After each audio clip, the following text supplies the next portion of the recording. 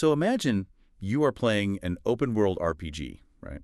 And you're totally maxed out. Right, level cap reached, all the best gear. Exactly. You have the ultimate weapons, your magic is just completely unmatched. But instead of fighting the final boss, you decide to just, I don't know, buy a remote island and farm cabbages in peace. Just completely ignore the main quest line. Yeah, you just deliberately remove yourself from the board entirely. You just want peace and quiet. Which is a very relatable urge, honestly. It really is. But today, our mission on this deep dive is to explore a character who lived that exact paradox. And what happens when the universe just absolutely refuses to leave her alone? Yeah, we are diving deep into the 16th century Chinese classic epic Investiture of the Gods, or Feng Shenyanyi. Such a massive, sprawling narrative. Oh, it's huge. And to really unpack this, we're pulling from translated texts of the novel, historical Taoist commentaries, and even some modern anthropological studies of Chinese folk religion, because the character at the center of this, Yunxiao, she has a wild trajectory. She really does. She is, without a doubt, the ultimate powerhouse of a faction known as the Ji sect. Right. But before we get into her specific story, we should probably set up the playing field for you listening. There's this massive ideological war happening in this mythological universe. Right. It's essentially a proxy war. You have two major factions, the Ji sect and the Chan sect. And that ideological divide between them is just crucial to understanding everything that happens later. So break that down for us. What's the fundamental difference? Well, the Chan sect is highly elitist. They basically believe that cultivation, which is, the process of gaining magical power and eventually immortality, is a destiny reserved for a very select, pure few. Kind of like an exclusive magical country club. Exactly. They value strict hierarchy, order, purity. But the Ji sect, on the other hand, operates on this philosophy of radical interconnectedness. Right, they'll teach anybody. Yeah, they believe the Tao, the natural way of the universe, is open to everyone and everything. They'll teach humans, spirits, animals, even inanimate objects can cultivate in their system. So it's the exclusive country club versus the open door university. And Yunxiao belongs to the open door university. She does. She's the eldest and easily the most powerful of three sisters, alongside Qinxiao and Bixiao. But the wild thing is, despite belonging to this massive, very active faction, they don't involve themselves in sect politics at all. No, not even a little. They live in absolute, deliberate isolation on Three Immortals Island. Yeah, and the sources really emphasize these core traits of hers. She is just extraordinarily powerful, deeply loyal to her family, but she strictly avoids mortal conflicts. Right. She has this remarkably stable, stoic temperament. She just spends her time meditating, cultivating her spirit, and really just trying to understand the deeper mechanics of the universe. Just farming her cabbages, so to speak. Exactly. Just minding her own business.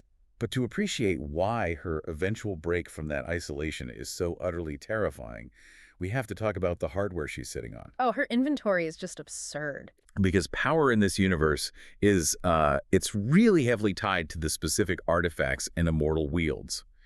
And Yunxiao has two of the most devastating items in existence. Yeah, let's start with the golden dragon scissors, the Jiejiao. Which is just a great name for a weapon. It is, and it's not just like a sharp tool. In Taoist mythology, dragons often represent these massive primordial forces. Right. So when she unleashes this artifact, it manifests as two massive ancient dragons representing ultimate yin and yang energies, and they just snap together. Wow. Yeah, it doesn't just cut physical armor, it literally shears through the metaphysical fabric of an opponent's defenses. It's an overwhelming offensive force. Which, I mean, that is intimidating enough on its own. Right, you'd think that's her main thing. But that's actually the secondary item in her inventory. Her primary artifact is something called the Hunyuan Jindu. Yeah. And I just love this detail because, translated literally, it means the primordial cosmic bucket. I know, it sounds so incredibly mundane to modern ears. Like, a bucket? Right. Wait, if she have a cosmic bucket, why is she, how is a bucket a weapon of mass containment? Well, we have to look at the mechanics of Taoist alchemy to understand it. There's this concept called wuji. Okay. It means the limitless void, the state of the universe before creation. To hold everything, a vessel has to be fundamentally empty. So the Hunyuan Jindu represents that primordial void. Okay, so it's not a bucket that physically scoops you up. Yeah. It's an artifact that conceptually returns you to the void. Exactly the mechanism. Yeah. Because it's tied to that primordial emptiness, it can absorb literally anything. Magic items, elements, mortals, even elite gods. It just sucks them in. Yeah, it captures them by absorbing their energy back into the foundational state of the universe. It is absolute, inescapable containment. So just think about the implications of that for a second. If you're listening to this, imagine holding that kind of power. It's unfathomable. She has a weapon that shears through the fabric of reality, and an artifact that can trap the entire universe by returning it to the void. So, pushback time. If you hold that kind of power, why are you meditating on a rock? Like, why not just dictate the terms of reality? Walk into the Chan sect and tell them how things are going to be. And that is such a natural question, but it brings us to a really fundamental rule of cultivation in this lore. Action versus inaction, or wu wei. Ah, right. Ultimate power without ultimate discipline is just self-destruction. Yunxiao doesn't sit on the island in spite of her power, she sits there because of it. Oh, that makes so much sense. Right. To accumulate that level of magic requires thousands of years of aligning yourself with the natural flow of the universe. We can't just be throwing tantrums. Exactly. If she started throwing her weight around for ego or political dominance, she would corrupt the very foundation of her power. Her restraint is the actual source of her strength. She understands that you can't, hold the void in your hands if your mind is cluttered with petty worldly ambitions. Precisely. She is a being of supreme discipline. But a being with that much discipline doesn't just snap over some minor slight, right? No, absolutely not. To pull her off that peaceful island and throw her into a mythological war, it requires a fundamental violation of her world. And that catalyst comes in the form of her brother. Right, Zhao Gongming. Yeah. While Yunxiao chose isolation, her brother chose the battlefield. He is a very formidable warrior in the Ji sect. He's actively fighting in this massive proxy war we mentioned, fighting on behalf of the Shang dynasty. While the rival Chan sect is backing the Zhou dynasty. Exactly. So he is out there on the front lines, engaging in these earth-shattering duels. But I feel like if he had died in one of those duels, swinging his weapons in a fair fight, maybe Yunxiao stays on her island. She understands the risks of war. Right. She knows what he signed up for. Mm-hmm. But he isn't defeated in a fair fight. No, he is assassinated. And it's done using a deeply insidious method. There's this Taoist named Lu Ya who utilizes a curse called the Nailhead Seven-Arrow Book. And we really need to explain the mechanics of this, because it isn't just, a magic missile spell. It is a calculated, agonizing execution. It really is. It operates on the principles of sympathetic magic. In Chinese spiritual alchemy, a person's life force is anchored by 3 spiritual souls, the hun, and 7 physical souls, the po. Okay, so 10 anchors total. Right. And the Nailhead Seven-Arrow Book targets those anchors directly. Lu Ya basically creates a straw effigy of Zhao Gongming, writes his true name on it, and sets up an altar. A voodoo doll situation, basically. Very similar, yeah. Mm-hmm. And over the course of 21 days, he performs these highly specific rituals, shooting miniature arrows into the eyes and heart of the effigy. Man, so what is actually happening to Zhao Gongming during those 21 days? He is just slowly unraveling. He isn't bleeding out from a physical wound. His metaphysical tethers to the living world are being systematically severed. That sounds horrific. It's awful. He becomes feverish, lethargic, completely drained of his immense power, until finally the final arrow is shot and his spirit is permanently detached from his body. So he just dies helpless in his camp. Exactly. Helpless and confused. That is a fundamental violation of the rules of engagement for these warriors. I mean, think about it. You spend millennia building your physical and spiritual fortitude, only to be taken out from miles away by a guy bowing to a straw doll. It's totally cowardly. It's essentially the ancient mythological version of the John Wick scenario. Oh, that's a perfect comparison. They didn't just kill her brother. They did it with a cowardly curse, forcing the sleeping giant to wake up and choose violence. For Yunxiao, this is the psychological breaking point. Completely. Her stoicism just shatters. She realizes that playing by these high-minded rules of isolation didn't protect her blood. So she abandons her restraint entirely. She does. Her grief metamorphoses into just an unstoppable force for vengeance, and the sources are very clear on this. When Yunxiao and her 2 younger sisters leave the island, they aren't just looking to assassinate Lu Ya in return. Oh no. They want the whole system. Yes. They are looking to dismantle the entire power structure of the Chan sect that sanctioned this cowardly act in the first place. They escalate things to an unimaginable level. They set up something called the 9-turn Yellow River Formation. Which is terrifying. Right, so break that down for us. What exactly does this formation do? Well, to understand the terror of the Yellow River Formation, you first have to understand the architecture of an immortal's power. Okay. In this lore, a deity's power is visually and spiritually represented by 2 things: The 3 flowers on the crown, which represent condensed essence, energy, and spirit. Got it. And the 5 energies in the chest, which represent the 5 elements perfectly balanced within the organs. And these aren't just like poetic metaphors, right? Yeah. This is the literal metaphysical proof of thousands of years of meditation of gathering qi and resisting the natural entropy of the universe. Exactly. Cultivation is an active defiance of mortality. Right. The 9-turn Yellow River Formation is designed to specifically reverse that process. It's described as this dark, swirling vortex of mystical sand and malevolent yin energy that targets an immortal's Yuan Shen, their primordial spirit. So it muddies the cosmic waters. It acts like a spiritual solvent.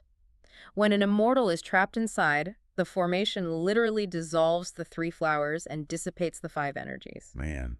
So losing your cultivation in this universe, it sounds like having your save file corrupted after thousands of hours of gameplay. That is exactly what it feels like. Like it's not just getting your magic temporarily blocked, it's like spending 1,000 years building a massive skyscraper, brick by brick. And the formation doesn't just blow up the building, it quietly dissolves the chemical bonds of the mortar. The entire structure just sloshs into sand. Right. You aren't just killed, you are unmade back to your absolute foundation. So for these elite immortals, is being stripped of their magic actually a fate worse than death? Oh, without a doubt. Because Okay. death in this mythological universe is actually fairly common. Really? Yeah, often it just means your soul gets sent to the Investiture platform to be reborn as a god in the celestial bureaucracy. You just get a new job. Right. But losing your cultivation, that means you are reduced back to a fragile, ordinary mortal. You lose your expanded lifespan, your cosmic enlightenment, your entire identity. Wow. You become vulnerable to aging, disease, and permanent death. And the people she traps in this formation aren't just like low-level foot soldiers. It's the absolute elite of the rival Chan sect, The heavy hitters. a group known as the 12 Golden Immortals. Yeah, these 12 figures are the foundational pillars of the Chan sect's magic system. They have cultivated for eons. They're considered practically invincible by normal standards. But Yunxiao captures them with the cosmic bucket. Yep. The Hunyuan Jindu, she scoops them up and tosses them straight into the Yellow River Formation. And every single one of them is stripped of their magical progress. It is a total wipeout. She single-handedly paralyzes the rival faction. Completely. They have no generals left, no one who can even approach Yunxiao and her sisters. She fundamentally breaks the power scaling of the war. Which naturally forces a massive shift in the narrative. Because when the structural integrity of the universe is threatened like that, the supreme authorities have to intervene. Right. The literal CEOs of the cosmos step in. Yes. The supreme leader of the Chan sect, Yuanshi Tianzun, is forced to personally descend to the mortal realm. Which is a huge deal. It's massive, and the situation is so dire that he can't even handle it alone. He has to call upon his elder martial brother, another supreme deity named Taishang Laojun, just to break Yunxiao's formation. Wait, hold on. I have to look at this from a basic fairness perspective. Okay, let's hear it. The Chan sect uses a cowardly dark magic curse to slowly murder her brother from miles away. Yep. Yunxiao retaliates, using her own hard-earned artifacts and skill to defeat their generals on the battlefield. Fairly, face to face. Exactly. And in response, the top head honchos of the entire universe, the gods of gods, team up to crush her. It feels incredibly unfair. She's the victim reacting to dirty tactics. It is profoundly unfair. And honestly, that is a major thematic point in the historical commentaries on the text. Yeah, it has to be, right? Yeah, the conflict really highlights the tragedy of destiny in this universe. The supreme gods operate on the mandate of heaven. The preordained outcome. Right, the preordained outcome is that the Zhou dynasty must win and the Chan sect must prevail. Yunxiao, regardless of who started it or how justified her grief is, has become an obstacle to that cosmic destiny. And the universe always crushes what stands in the way of its grand design. Exactly. It's a brutal reality check. The gods aren't stepping in to enforce morality, they are stepping in to enforce order. Wow. So the supreme gods descend, and I imagine the clash is just devastating. It is. Yuanshi Tianzun and Taishang Laojun use their absolute supreme authority to shatter the Yellow River Formation. And in the ensuing chaos, Yunxiao's 2 younger sisters, Canxiao and Bixiao, who lack her immense discipline, they are brutally killed. Oh, man. She broke her isolation to avenge one sibling and ends up watching the other 2 die right in front of her. Yeah, but Yunxiao herself is not killed. Wait, if they killed her sisters for participating, why spare the architect of the formation? The one who actually caused all the damage. Because the supreme gods are able to see her foundation. Even in her grief and her rage, Yunxiao's cultivation is rooted in a pure understanding of the Tao. She isn't evil. Right. She's not inherently malevolent. Her foundational nature is actually righteous. So instead of striking her down, Taishang Laojun uses his magic to suppress her. Suppress her how? She is rolled up in a magical cosmic scroll and sealed away beneath a mountain called the Quilin Cliff. So she's buried alive. Yes. Trapped in the dark with the agonizing knowledge that she couldn't save her brother, and her actions directly led to the deaths of her sisters. It is just the ultimate tragic end to her mortal arc. She is removed from the board permanently. If the story ended there, it would be a fascinating, albeit super depressing, cautionary tale about the cost of vengeance. Very bleak. But mythologies don't just discard their most powerful figures. Yeah. And what happens next, moving from the text into actual history and folklore, completely recontextualizes her entire existence. It really does, because after the war concludes, there is a grand cosmic event called the Investiture. Right, the title of the book. Exactly. The souls of all the fallen warriors from both sides are officially deified and assigned roles in the celestial bureaucracy to basically manage the universe. Okay. During this process, Yunxiao and her fallen sisters are officially sealed as the Three Immortal Maidens. So they get a plaque and a desk in the Heavenly Administration. Pretty much, yeah. But the official text of the novel is really just the starting point. What happens in the real-world belief systems of the people who read and pass down these stories? This is where it gets amazing. Over centuries of folk evolution, anthropological studies show that across various regions in China, the Three Immortal Maidens undergo this remarkable cultural transformation. They don't stay fearsome warriors. No, they evolve from warriors into the ultimate protectors of women and children. And Yunxiao specifically takes on a deeply revered role. She does. She becomes worshipped as the Zhao Niangniang, the goddess of childbearing. Devotees actively pray to her for fertility, for safe and healthy pregnancies, and for the protection of newborn infants against disease and misfortune. Think about the massive whiplash of that transformation. It's extreme. It's mind-blowing. She goes from being the mythological equivalent of Oppenheimer, dropping a spiritual nuke on the Golden Immortals that strips them of their life force, to becoming the ultimate nurturing symbol of new life. How does the culture reconcile that? Well, it all connects back to the mechanics of her primary artifact. Remember the Hanyuan Jindu? The cosmic bucket, Yeah. the one that represented the primordial void. Right, the same bucket she used to capture the universe's elite warriors. Yes. In her new role as the goddess of childbearing, that artifact is reinterpreted. The Taoist concept of the void, the empty space from which all creation springs, it naturally aligns with the concept of the womb. Yeah. The cosmic bucket becomes the ultimate vessel of fertility. The exact same mechanism that was used to absorb and unmake life is now recognized as the mechanism that brings new life into the world out of the void. That is an incredibly profound philosophical flip. Isn't it? The artifact didn't change at all. Humanity's understanding of its fundamental nature changed. Supreme destruction and supreme creation are just two sides of the exact same cosmic coin. It just brings her story completely full circle. Yeah. She started as a being who isolated herself to understand the natural way of the universe. Right. Then she was forced into a role of destruction by the unnatural horrors of war. And finally, she is elevated by the people into a role that actively fosters the natural continuation of life. It really is a masterclass in how cultures process trauma and power through mythology. So if we look at the grand arc we've just explored from our sources today, we started with a being of terrifying power who chose the discipline of an isolated farmer. We watched her stoicism break in the face of a cowardly curse, transforming her into an avenger who systematically unmade the pillars of her universe's magic system. But we saw the supreme forces of order step in to crush her, stripping her of her family and burying her under a mountain. Right, but ultimately she defies that dark ending. She's resurrected in the cultural consciousness as a deeply revered goddess, wielding the exact same cosmic void not to trap her enemies, but to deliver hopeful new life into the arms of mortals. She truly embodies that paradox we started with, the razor-thin line between absolute annihilation and boundless creation. It is a testament to the resilience of her character, both in the text and in the minds of the people who worship her. It really is. But as we wrap up this deep dive, I want to leave you with one final thought to ponder.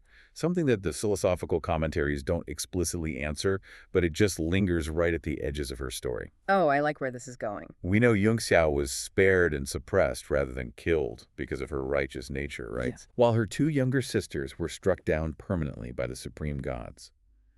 So when she sits as a goddess of childbearing today, answering the joyous prayers of mortals bringing new siblings into the world, Oh, wow. does she view her own survival as a divine mercy? Or is it the ultimate punishment, an eternal, solitary reminder of the siblings she couldn't save, even with all the power in the universe?